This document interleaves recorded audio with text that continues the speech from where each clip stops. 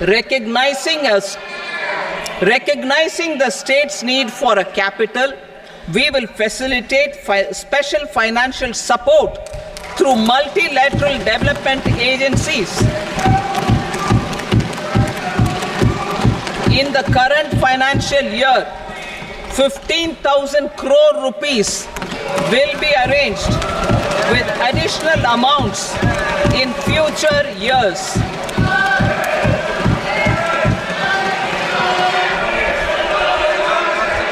Our government is fully committed to financing and early completion of the Polavaram irrigation project, which is the lifeline for Andhra Pradesh and its farmers.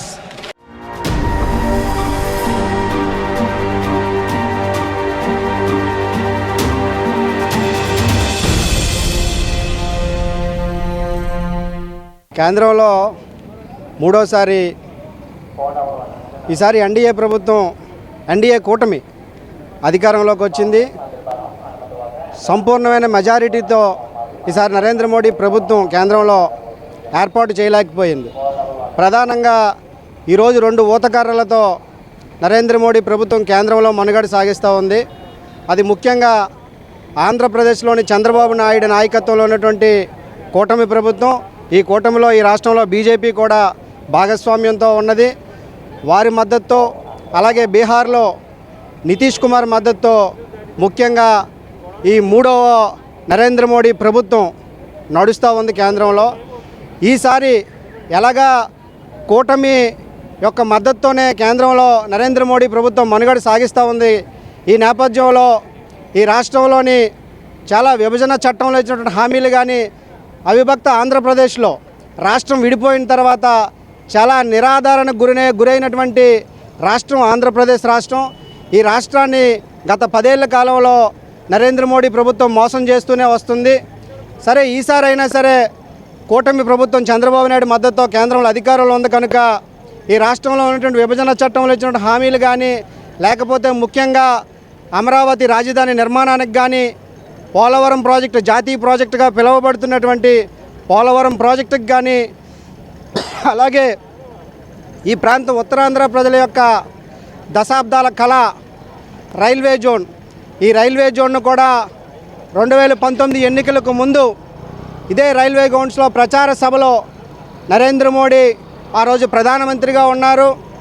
ఆ రోజు railway zone ఇస్తున్నామని చెప్పి ప్రకటన చేసి, ఆ ప్రకటనతోనే డిపిఆర్ని తర్వాత సిద్ధం చేశారు, ఒక ఓఎస్డీని ప్రకటించారు. తర్వాత దాని విధి విధానాలు రూపకల్పన చేస్తామని చెప్పి దాదాపుగా మరొక 5 ఏళ్ళు కాలయాపన చేసి ఈరోజు ప్రవేశపెట్టినటువంటి బడ్జెట్లో ఈ రాష్ట్రానికి పూర్తిగా న్యాయం జరుగుతుంది. ఎందుకంటే కూటమి మద్దతుతోనే ప్రభుత్వం ఉంది కనుక ఈ రాష్ట్రానికి అన్ని విధాలుగా కూడా ఎన్డీఏ ప్రభుత్వం, నరేంద్ర మోడీ తగినంత న్యాయం చేస్తాడని చెప్పి ఈ రాష్ట్ర ప్రజలంతా కూడా చాలా ఆశలతో ఎదురు చూస్తున్నటువంటి ఈ నేపథ్యంలో వారి ఆశలకు మరొక్కసారి నరేంద్ర మోడీ ప్రభుత్వం నీళ్లు జల్లిందని చెప్పుకోక తప్పదు. ఎందుకంటే ఈ ఉత్తరాంధ్రకి చాలా ప్రజల ఆకాంక్ష అయినటువంటి ఉత్తరాంధ్ర రైల్వే జోన్ ఏదైతే, ఈ జోన్ ఏదైతే ఉందో, రైల్వే జోన్ ఏదైతే ఉందో, ఈ జోన్కి సరైనటువంటి నిధులు కేటాయించకపోవడమే కాకుండా బడ్జెట్లో దాని ప్రస్తావనే లేదు. అలాగే పోలవరం ప్రాజెక్ట్ ఏదైతే ఉందో దానికి నిధులు కేటాయించారు, ఆ నిధులు కూడా సరిపడనంత నిధులైతే కేటాయించకుండా మరొక్కసారి ఆ ప్రాజెక్ట్ని ఆ కాలగర్భంలో కలిసేటువంటి పద్ధతుల్లోనే కేంద్ర బడ్జెట్లో ఈరోజు కేటాయింపులు అనేవి జరిగాయి. ఏదైతే రాజధాని నిర్మాణానికి సంబంధించి 17,000 కోట్ల రూపాయలు కేటాయించారు, మిగతా అన్ని అంశాలు ఏవైతే ఉన్నాయో విభజన చట్టంలో ఇచ్చినటువంటి అంశాలన్నీ కూడా కేంద్ర ప్రభుత్వ సంస్థలను తీసుకొస్తామన్నా అని చెప్పారు, విద్యా సంస్థలను తీసుకొస్తామని చెప్పారు. ఇవన్నీ కూడా బోర్డులకు పరిమితం అయ్యే తప్పించి వీటికి సరైనటువంటి నిధులు కేటాయించినటువంటి దాఖలాలు లేవు. కాబట్టి వెంటనే ఇవన్నీ కూడా విభజన చట్టంలో ఇచ్చినటువంటి హామీలన్నీ కూడా అమలు చేయడమే కాకుండా కేంద్ర విద్యా సంస్థలను కానీ, కేంద్ర ప్రభుత్వ సంస్థలను కానీ తీసుకొచ్చి ఈ రాష్ట్రంలో ఉన్నటువంటి నిరుద్యోగ యువతకి అన్ని వర్గాల ప్రజల్ని ఆదుకుంటారని మేము విజ్ఞప్తి చేస్తూ ఉన్నాం. అంతేకాకుండా 32 మంది అమరుల త్యాగాలకు ప్రతీకైనటువంటి విశాఖ ఉక్కు కర్మాగారం ఆనాడు అనేక పోరాటాలు చేసి సాధించుకున్నటువంటి విశాఖ ఉక్కు కర్మాగారాన్ని నరేంద్ర మోడీ ప్రభుత్వం ఈరోజు బడా కార్పొరేట్ సంస్థలకి కట్టబెట్టేటువంటి ప్రయత్నం చేస్తున్నటువంటి ఈ నేపథ్యంలో అనేక పోరాటాలు సాగుతూ ఉన్నాయి. ఈ నేపథ్యంలో దాన్ని కూడా మేము విశాఖ ఉక్కు కర్మాగారాన్ని సెయిల్లో స్టీల్ అథారిటీ ఆఫ్ ఇండియా లిమిటెడ్లో ఎట్టి పరిస్థితుల్లో కలపాలని మేము విజ్ఞప్తి చేస్తూ ఉన్నాం. ఎప్పటికైనా సరే ఈ రాష్ట్రంలో ఉన్నటువంటి ఎంపీలు కూడా చిత్తశుద్ధితో వ్యవహరించండి. జగన్మోహన్ రెడ్డి రాష్ట్ర ప్రజలకు అన్యాయం చేశాడే కాబట్టి, తన స్వార్థ ప్రయోజనాలు చూసుకున్నాడు కాబట్టి ఈరోజు జగన్మోహన్ రెడ్డిని ఎక్కడ పెట్టాలో అక్కడ రాష్ట్ర ప్రజలు పెట్టారు. ఇప్పటికైనా సరే చంద్రబాబు నాయుడు 40 ఏళ్ళు అనుభవం ఉందని చెప్తూ ఉంటాడు పదే 10 సార్లు. కాబట్టి ఆయన చాలా అనుభవజ్ఞుడు. ఎట్టి పరిస్థితుల్లో కూడా ఈ రాష్ట్ర ప్రజల యొక్క మనోభావాలు మనోగతం అందరూ వారికి అర్థమైనటువంటి పరిస్థితి ఉంటుందని మేము అభిప్రాయపడతా ఉన్నాం. కాబట్టి చంద్రబాబు నాయుడు ఈ బడ్జెట్ సెషన్ అయిపోగానే, లేకపోతే ఈ బడ్జెట్ సెషన్ కొనసాగుతుండగానే మన రాష్ట్ర ఎంపీలతోని కేంద్రంలో నరేంద్ర మోడీ ప్రభుత్వం పైన పార్లమెంట్లో తీవ్రమైనటువంటి ఒత్తిడి తీసుకొచ్చి ఎట్టి పరిస్థితుల్లో కూడా బడ్జెట్లోని ఈ రాష్ట్రానికి సరైనటువంటి న్యాయం జరిగే విధంగా ఉప ముఖ్యమంత్రిగా వ్యవహరిస్తున్నటువంటి పవన్ కళ్యాణ్ అలాగే చంద్రబాబు నాయుడు కూడా చిత్తశుద్ధితో వ్యవహరించి వారి ఎంపీల్ని, అలాగే జగన్మోహన్ రెడ్డి కూడా వారి ఎంపీలు పార్లమెంట్లో ఏకతాటిపైకి వచ్చి రాష్ట్ర ప్రయోజనాల కోసం పెద్ద ఎత్తున ఆందోళన చేసి రాష్ట్రానికి న్యాయం జరిగే విధంగా వాళ్ళు పోరాటం చేసిన రోజు ఈ రాష్ట్ర ప్రజల యొక్క అభిమానాన్ని విశ్వాసాన్ని చొరగొన్నవారు అవుతారు. భవిష్యత్తులో మీ ప్రభుత్వాలకు ఆ విధంగా విశ్వాసంతో పనిచేస్తేనే మనుగడ ఉంటుంది. కాబట్టి ఈ సందర్భంగా వారికి ఒకటే విజ్ఞప్తి చేస్తూ ఉన్నాం, ఆ దిశగా మీరు ప్రయత్నం చేయాలని.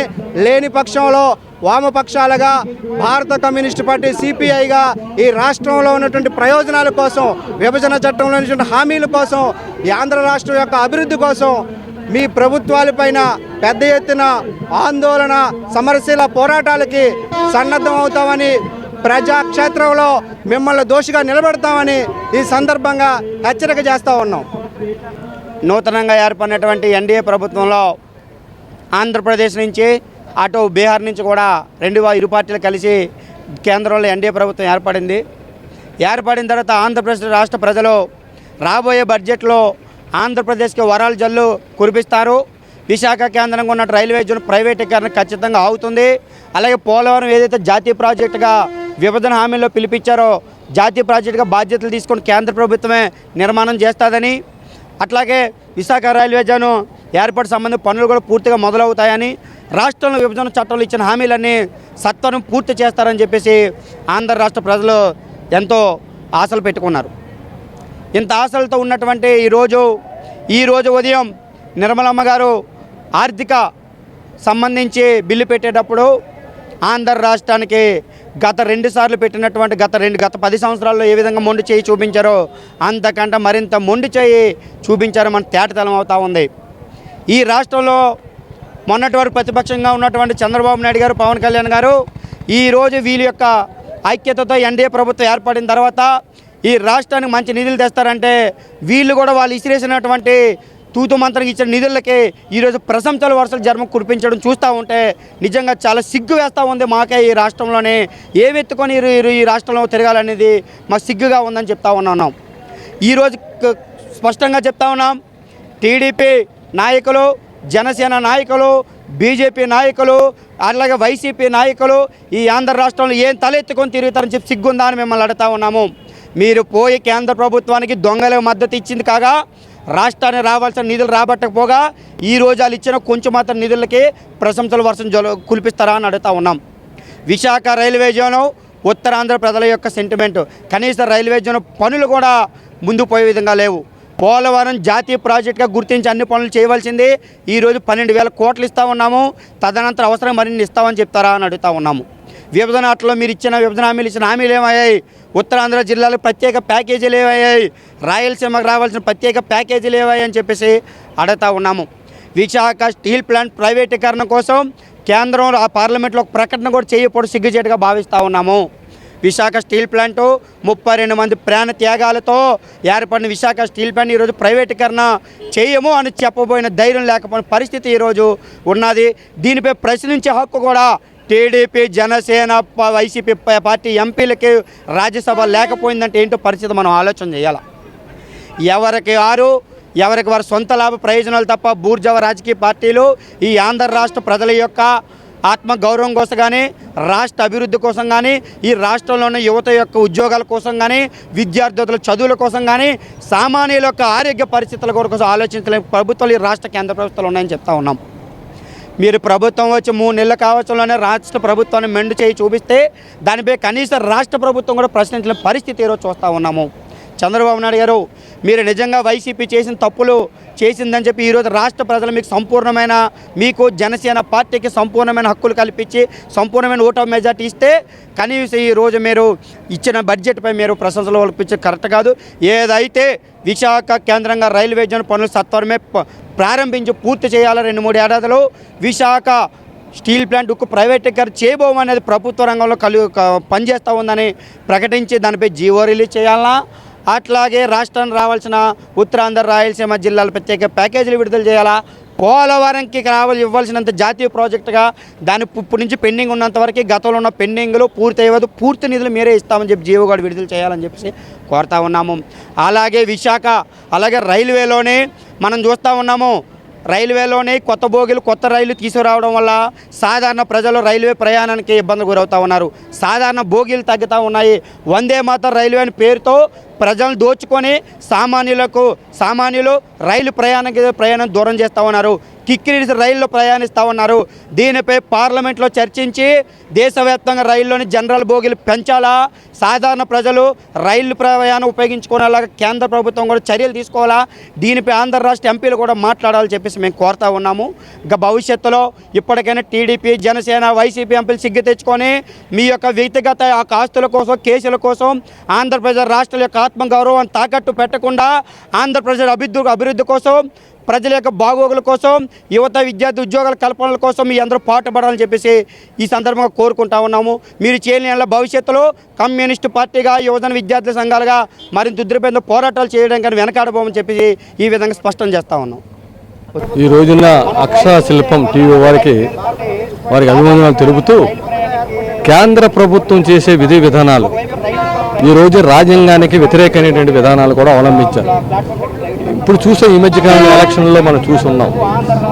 ఆంధ్ర రాష్ట్రానికి మీకు న్యాయం చేస్తాం, గతంలో ఏటేటో ప్రత్యేక హోదా ఉందో అవన్నీ కూడా అమలు జరుగుతూ ఉన్నటువంటిది వాగ్దానం చేసినటువంటి దానికి మన రాష్ట్ర పార్టీ రెండు కూడా మద్దతు కూడా ఇవ్వడం జరిగింది. ఈ రోజున మనం చూస్తుంటే బీహార్లోనూ వాళ్ళు తెచ్చుకోగలిగారు కానీ 26,000 కోట్ల రూపాయలు ఈ రోజున వాళ్ళు తెచ్చుకొని వాళ్ళు రోడ్లు వేసుకోవడానికి నితీష్ కుమార్ మా ఓటు వేస్తే మాకు ఈ లాభాలు జరుగుతున్నాయి అనేటువంటిది బీహార్ ప్రజలకు చెప్పడానికి ఆయనకి ఈ రోజున అవకాశం ఇచ్చారు. అదే ఇక్కడ ఉన్నటువంటి జనసేన టీడీపీ వారు ఇచ్చినటువంటి మద్దతుకి ఈరోజు ప్రభుత్వం ఉంది. ఈరోజు ప్రభుత్వానికి బలపరిచినటువంటి 10 రోజులు కూడా కాకముందే ఈ రోజున కేంద్ర ప్రభుత్వం నిరంకుశంగా వాళ్ళ వైఖరి ఇప్పుడు మళ్ళీ పెట్టబలైంది. ఈ రోజున ఉత్తరాంధ్ర సంబంధించినటువంటి సుజనా స్రవంతి ఇక్కడ ఉన్న పోలవరం ప్రాజెక్టు వస్తే సుజనా స్రవంతి కానీ కూడా వచ్చినట్టయితే వాటర్ మంచి నీళ్ళు కానీ వచ్చినట్టయితే దాదాపు ఉత్తరాంధ్ర వాళ్ళు 4 లక్షల మంది రైతులు బాగుపడతారు. 4 లక్షల మంది రైతులు ఈ రోజున కూలి పనులు లేకపోయినా ఈ రోజున వలసకి పోతున్న పరిస్థితి నుంచి బయటపడతారు. అది మానేశారు. 24 గంటలు 1000 కోట్లు ఇచ్చాము, 1200 కోట్లు ఇచ్చాము అంటారు. ఆ 1000 కోట్లు 1200 కోట్లు రింగ్ రోడ్లు జారీ చేస్తారంటే అమరావతిలో చంద్రబాబు నాయుడు. దాని గురించి ప్రభుత్వం ఏర్పడిందా? ఈ ప్రభుత్వం రాష్ట్ర ప్రజలకి, విశాఖపట్నానికి ఏమి ఉత్తరాంధ్రకి జవాబుదారంతరం లేదా?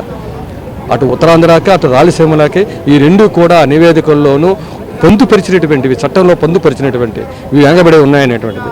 ఈ రెండింటి గురించి కూడా ఆలోచించినటువంటి విధానం రాష్ట్ర కేంద్ర ప్రభుత్వాలు అవలంబిస్తున్న విధానాన్ని మేము భావిస్తూ ఉన్నాం. ఆంధ్రప్రదేశ్లో ఉన్నటువంటి తెలుగు వాళ్ళ యొక్క అనుసు చూసి, వాళ్ళ యొక్క మెతక వైఖరి చూసే ఈరోజు కేంద్ర ప్రభుత్వం మోడీ ఈ రోజున వాళ్ళు చేస్తున్నటువంటి విధి విధానాలలోనూ వాళ్ళు మనకు అన్యాయం చేస్తూ ఉన్నారు. ఈ రైల్వే జోన్ అన్నారు, రైల్వే జోన్ 2019లో ప్రకటించారు. ఇక్కడే మోడీ గారు ప్రకటించి ఇప్పటికి 5 సంవత్సరాలు అవుతున్న వాళ్ళకి ఇక్కడ కేంద్రంగా ఈ రోజున పాలక కేంద్రం ఈ రోజు కూడా ఏర్పడలేదు. భూమి ఇవ్వండి అంటున్నారు. విశాఖపట్నం మొత్తం అంతా భూమి బంజరే. విశాఖపట్నం అంతా బంజరే. పోర్టు కూడా కొన్ని 100 ఎకరాలు ఉన్నాయి, కానీ వాళ్ళకి కేటాయించిన భూమి లేదు. ఇక్కడ భూస్వాములు ఒక ప్రభుత్వం పోతే ఇంకో ప్రభుత్వం వచ్చి వీళ్ళు భూబకాసల్లా వీళ్ళు తినడానికి భూమి ఉంది, కానీ ఇక్కడ కేంద్ర ప్రభుత్వానికి కేటాయించేటటువంటి భూములు లేవనేటువంటి వంక చూపడం అనేది చాలా అన్యాయం. అడుగునే ఇక్కడ బంజరు భూములు ఉన్నాయి. విశాఖపట్నంలో. వాళ్ళకి కావలసినంతా కలిపి 50 ఎకరాలు కాదు.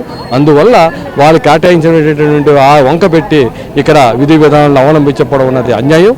వెంటనే కేంద్ర ప్రభుత్వం కలగ చేసుకుని రాష్ట్ర ప్రభుత్వం వాళ్ళు కలిగినటువంటి హక్కులన్నీ కల్పిస్తూ ఇక్కడ ఉన్నటువంటి ఆంధ్రప్రదేశ్లో ఉన్న ప్రజలందరూ జవాబుదారీతనంగా ఉండమని చెప్పేసి భారత కమ్యూనిస్ట్ పార్టీ కోరుతూ ఉంది. ఆ విధంగా పోరాటాల్లో కానీ మీరు కానీ కలిసి రాకపోతే రాబోయే రోజుల్లో తీవ్రమైన పోరాటాలు కొనసాగిస్తాం. అది ప్రత్యేక హోదాలో ఉన్న చట్ట పరిధిలో ఉన్నటువంటి అన్నీ కూడా మా హక్కును మాకు సాధించడానికి జన మధ్యలో జనం చైతన్యవంతం చేసి ముందుకు తీసుకుపోతామని చెప్తున్నాం. ఇక్కడ బీహార్ మీద నితీష్ కుమార్ మీద తెలివైనటువంటి రాజకీయ నాయకులు ఇక్కడ ఉన్నారు. అవకాశవాద రాజకీయాలు, తెలుగు తక్కువ రాజకీయాలు కాదు, అవకాశవాద రాజకీయాలు దీన్ని అంటారు.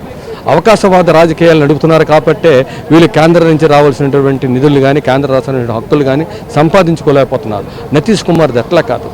అక్కడ ఉన్నటువంటి అవకాశవాద రాజకీయాల కంటే ప్రజా రాజకీయాలు కూడా తీసుకురావాలి.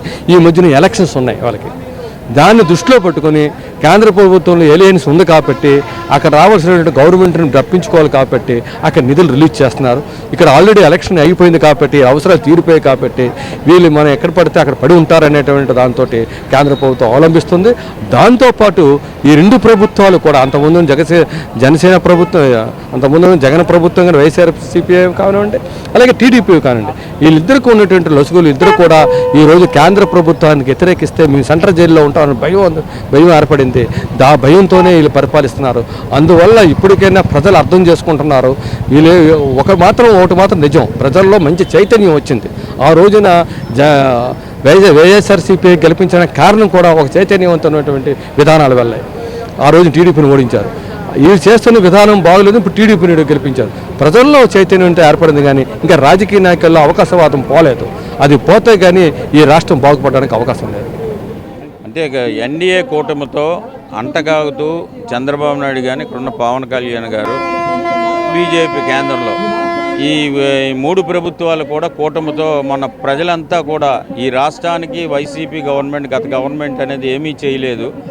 ఎన్డీఏ కూటమి వస్తే ప్రజలకు మెరుగైన సౌకర్యాలు తీసుకొస్తారని ఆలోచన చేసి పెద్ద ఎత్తున అంటే ఓటు శాతంగా చూసుకున్నా గతంలో 151 సీట్లు వచ్చినా వీళ్ళకి 164 స్థానాలు అనేవి ప్రజలు అనేది అంటగట్టారు. అంటగట్టిన తర్వాత ఈరోజు బడ్జెట్ సమావేశాల్లో రైల్వే జోన్ గురించి కమ్యూనిస్ట్ పార్టీ ఇతర పార్టీలను కలుపుకొని పెద్ద ఎత్తున 2 దశాబ్దాల కాలంతో కూడా పెద్ద ఎత్తున పోరాటం చేశారు రైల్వే జోన్ కావాలని. ఎంత మొరపెట్టినా కూడా కేంద్రంలో బీజేపీ ప్రభుత్వం అనేది ఈ తెలుగు రాష్ట్రం ఏదైతే ఉందో ఈ రాష్ట్రం మీద కంటి చూపు తడిగా అంటే శీతకన్ను వేసిందే తప్ప ఈ రాష్ట్రానికి సంబంధించి ఏమీ చేయలేదు. రెండోసారి ఎన్నికలు వస్తేప్పుడు ఇదే రైల్వే గ్రౌండ్లోనే ప్రధానమంత్రి గారు మేము రైల్వే జోన్ ఇస్తామన్నారు. ఆ రైల్వే జోన్ కూడా మొండిలేని రైల్వే జోన్ ఇచ్చారు. రైల్వే జోన్ కూడా నేటి వరకు కూడా ఈరోజు నిధులు అనేది కేటాయించలేదు. కేటాయించకుండా లాస్ట్ ఎన్నికలు 2 నెలలు ఉన్నాయనగా వాళ్ళ క్యాబినెట్ మంత్రులంతా కూడా వైసీపీ గవర్నమెంట్ అనేది స్థలం చూపించలేదు, మాకు అందుకే రైల్వే జోన్ అనేది సంబంధించి నిధులు కేటాయించలేదని కుంటి షాకులు చెప్పుకొని ముందుకు వచ్చారు. ఈరోజు అలాగే పోలవరం ప్రాజెక్టు 100 ఏళ్ళ చరిత్రకాలం పోలవరం ప్రాజెక్టు తాగునీరు కానీ సాగునీరుకి కానీ ఈరోజు వ్యవసాయం చేసుకున్న వాళ్ళు నీళ్ళు కానీ తాగడానికి మంచినీళ్ళు ప్రజలకు కానీ ఆ యొక్క పోలవరం ప్రాజెక్టు నిర్మాణం అనేది చేపడితే తొందరగా ప్రజలకు అనేది సస్యశ్యామలుగా ఆ పంట పొలాలు కానీ ఇతర తాగడానికి కూడా ఎంతో ఉపయోగపడుతుంది. మరి ఉపయోగపడిన పోలవరం ప్రాజెక్టుకి మేము జాతీయ ప్రాజెక్టుగా అనేది కేటాయించి ఈరోజు అదే మా నరేంద్ర మోడీ గారు ఆ పోలవరం ప్రాజెక్టు శంకుస్థాపనకి పెడికిడి మట్టిని చెంబు నీళ్ళు తీసుకొచ్చారు, గంగానది నీళ్ళు అనేది. అప్పటి నుంచి ఇప్పుడు దాకా కూడా ఆ పోలవరం ప్రాజెక్టు మీద ఎటువంటి నిర్మాణం అనేది పూర్తిగా జరగలేదు. జరగకుండా దాన్ని అలాగే పక్కన పెట్టే పరిస్థితి అనేది ఉంది. రెండోది విశాఖ ఉక్కు కూడా పోరాటాలు చేసి తీసుకొచ్చిన విశాఖ ఉక్కు మరి 2 సంవత్సరాలు అంటే ఇంచుమించు 200 రోజులు పైచీలకు పెద్ద ఎత్తున ఆందోళన చేస్తున్న దాని మీద కూడా నెట్వర్క్ కూడా మాట అనేది కూడా చెప్పలేని పరిస్థితి అనేది ఉంది. ఉత్తరాంధ్ర రాయలసీమ 2.5 సంవత్సరాలైనా నెట్వర్క్ దాని మీద ఆ స్టీల్ ప్లాంట్ గురించి కనీసం సేల్కి ఇస్తారా? ఆ స్టీల్ ప్లాంట్ అనేది బలిదానాలతో వచ్చింది. 32 మంది ప్రాణ త్యాగాలు చేసి 64 గ్రామాలు 26,000 ఎకరాలు ఇచ్చారు. 62లో పెద్ద ఎత్తున పోరాటం చేశారు. కమ్యూనిస్ట్ పార్టీ 26 26 ఎమ్మెల్యేలు తృణప్రాణంగా రాజీనామాలు చేసి ఆ రోజు పెద్ద ఎత్తున ఆందోళన చేస్తే 72లో ఇందిరాగాంధీ హాయంలోన శంకుస్థాపన చేస్తే 76లో విధి విధానాలు అనేది ఆ ప్లాంట్ అనేది నిర్మాణం చేపట్టి అది కార్యకలాపాల్లోకి ముందుకు వెళ్ళింది. ఈరోజు ఉత్తరాంధ్ర రాయలసీమ వెనుకబడిన జిల్లాలు ఏవైతే ఉన్నాయో ఈ 4 జిల్లాలు 3 జిల్లాలు 7 జిల్లాలు కలిపి మరి ప్యాకేజ్ అన్నారు. ప్యాకేజ్ అనేది ప్రతి వాళ్ళ అకౌంట్లోనే 50 కోట్లు నెలకనేది ఇచ్చి వేసిన 50 కోట్లు వెనక్కి తీసుకున్నారు. మరి ప్రకటించిన ప్యాకేజీ కూడా తేవాలిగా. ఈరోజు చంద్రబాబు నాయుడు గారు అక్కడ సపోర్ట్ ఉంటే కానీ అటు నితీష్ కుమార్ కానీ ఇద్దరు 2 కర్రల మీద ఈరోజు ఊత పట్టుకొని నరేంద్ర మోడీ గారు ముందుకెళ్ళాలి తప్ప రెండో పని చేసేది లేదు. ఇప్పుడు మెడలు వంచి ప్రత్యేక హోదా ఏదైతే ఉందో హోదా వచ్చే విధంగా ఈ రాష్ట్రం అనేది 2019 ముందు మీరు అప్పులు చేశారు. 2019 తర్వాత వచ్చిన వైసీపీ ప్రభుత్వం కూడా విపరీతమైన అప్పులు చేసి ఈ రాష్ట్రాన్ని అంధకారాన్ని తీసుకునే పరిస్థితి అనేది ఉంది ఈ ప్రజల్ని. మరి అది ఆలోచన చేసి మీరు ప్రత్యేక హోదా చేస్తే 90% రాయితీలు వస్తాయి కాబట్టి గట్టిగా పట్టుకోవాలి. నితీష్ కుమార్ ఉన్నారు ఈరోజు మనకి ఏదైతే రాజధానికి 15,000 కోట్లు కేటాయిస్తే ఆయన ఓన్లీ రోడ్లకే 26 లక్షల కోట్లు అనేది కేటాయించడం అనేది మరి నితీష్ కుమార్కి మీకు ఉన్న ఇదే ఉందనేది ఆలోచన అనేది చేయాలి. ఆ వైపుగా ఈరోజు ఏవైతే ఉన్నాయో ఆంధ్రప్రదేశ్కి అనేది కేంద్ర ప్రభుత్వంలో ఉన్న బీజేపీ ఇప్పుడు దాకా కూడా 3వసారి అధికారంలోకి వచ్చిన దాకా కూడా చిన్నచూపు చూస్తుంది. బడ్జెట్లో కూడా చిన్నచూపు చూసే విధంగా నిర్మలా సీతారామన్ బడ్జెట్ ప్రవేశాన్ని పెట్టడం అనేది చాలా సిగ్గుచేటిది. దీన్ని తీవ్రంగా వ్యతిరేకిస్తున్నాం. కమ్యూనిస్ట్ పార్టీగా మీరు ఆంధ్రప్రదేశ్కి ఏదైతే ఇచ్చిన హామీలను విభజన చట్టం ఇచ్చిన హామీలు కానీ పోలవరం ప్రాజెక్టు కానీ రైల్వే జోన్ కానీ ఉత్తరాంధ్ర రాయలసీమ ప్యాకేజీ కానీ విశాఖ ఉక్కు శైలిలో కలుపుతారనే దాని మీద మీరు సత్వరమే ఏదో ఒక విషయం అనేది చెప్పకపోతే కమ్యూనిస్ట్ పార్టీకి పెద్ద ఎత్తున ఆందోళన పోరాటం చేస్తానని ప్రభుత్వానికి హెచ్చరిస్తున్నాం. కేంద్ర ఆర్థిక మంత్రి నిర్మలా సీతారామన్ గారు భారత పార్లమెంట్లో 47.65 లక్షల కోట్ల రూపాయలు అంచనా బడ్జెట్ ప్రవేశపెడుతున్నామని గొప్పగా చెప్పారు. ఇందులో 15,000 కోట్ల రూపాయలు అమరావతి అభివృద్ధి కోసం కేటాయిస్తున్నామని చెప్పారు. కానీ రెండో పక్క 1000 కోట్ల రూపాయలు ఆంధ్ర రాష్ట్రంలో పట్టణ అభివృద్ధికి కేటాయిస్తున్నామన్నారు. చాలా సంతోషం. కానీ ఆంధ్ర రాష్ట్రంలోనే విశాఖపట్నం రైల్వే జోన్ ఉంది. ఆంధ్ర రాష్ట్రంలోనే పోలవరం ప్రాజెక్టు జాతీయ ప్రాజెక్టుగా మీరు గుర్తించినటువంటి ప్రాజెక్టు ఉంది. వీటికి నిధులు ఏమి ఇస్తాం, ఎప్పుడు ప్రారంభిస్తాం, రైల్వే జోన్ ఎప్పుడు విధి విధానాలు రూపొందించి స్వయంగా ప్రధానమంత్రి గారు 2019 ఎన్నికల ప్రచార సభలో ఇదే రైల్వే గ్రౌండ్లో విశాఖపట్నం కేంద్రంగా దక్షిణ కోస్తా రైల్వే జోన్ ప్రకటన చేశారు. నేటికి డిపిఆర్ తయారై రెడీగా ఉంది. కానీ ₹1 కూడా నిధులు ఇచ్చి ఎప్పటి నుండి దక్షిణ కోస్తా రైల్వే జోన్ పనులు ప్రారంభిస్తారో అవి కార్యకలాపాలు ప్రారంభిస్తారో ఉత్తరాంధ్ర ప్రజలకు కానీ ఆంధ్ర రాష్ట్ర ప్రజలకు కానీ చెప్పలేదు. ఇంకొక పక్క జాతీయ ప్రాజెక్ట్ అయినటువంటి పోలవరం ప్రాజెక్టుకి మేము సంపూర్ణ సహాయ సహకారాలు అందిస్తామన్నారు. ఎలా అందిస్తారు, ఎప్పుడులాగా పూర్తి చేస్తారు, ఎన్ని నిధులు ఇస్తారు అనేది ఏమీ చెప్పకుండా మీరందరూ మా ఇంటికి రండి, మేము తయారు చేసిన భోజనం ఉంటే మీకు పెడతాం అన్నట్టుంది నిర్మలా సీతారామన్ గారు చెప్పిన మాటలు. అందుకనే విశాఖపట్నం నుండి సిపిఐ తరఫున మేము డిమాండ్ చేసేది రైల్వే జోన్ విధి విధానాలు రూపొందించి కార్యకలాపాలు ఎప్పటి నుండి మీరు ప్రారంభిస్తారో కట్ ఆఫ్ డేట్తో చెప్పాలని డిమాండ్ చేస్తున్నాం. అదేవిధంగా పోలవరం ప్రాజెక్టుకి నిధులు ఎప్పుడు ఇస్తారు, ఏ రకంగా ఇస్తారు, ఎప్పుడులాగా పూర్తి చేస్తారు అనేది స్పష్టం చేయాలా. అన్నిటికన్నా ప్రధానమైనది రాష్ట్రానికి గర్వకారణమైనటువంటి విశాఖ ఉక్కు కర్మాగారాన్ని శైలిలో కలపమని కార్మికులు ఆందోళన చేస్తున్నారు. ప్రైవేట్ పరం కాకుండా పెత్తందారులకు కట్టుబెట్టకుండా చూడాలని వారు 2000 రోజులు పైచిలుకలు నిరసన చేస్తున్నారు.